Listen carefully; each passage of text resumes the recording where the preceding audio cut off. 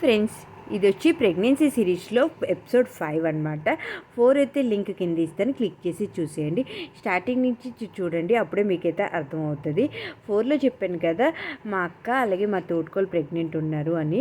అలాంటప్పుడు నాకు చాలా బాధ అనిపించింది అనమాట. బయటికైతే చెప్పేదాన్ని కాదు, కానీ నాకు మనసులో అయితే చాలా బాధ ఉండింది.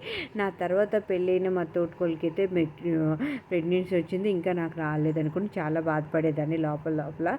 అలాంటి టైంలో మాకు తెలిసిన వాళ్ళు ఒకరు ఏంటి అన్నారంటే, ఒక బాబా ఉన్నారు, వాళ్ళకి చూపించండి, ఏదైనా ప్రాబ్లం ఉంటే రెమెడీ చెప్తారు, ఏదైనా పూజలు గట్రా ఉంటే చేయిస్తారు అని అన్నారు.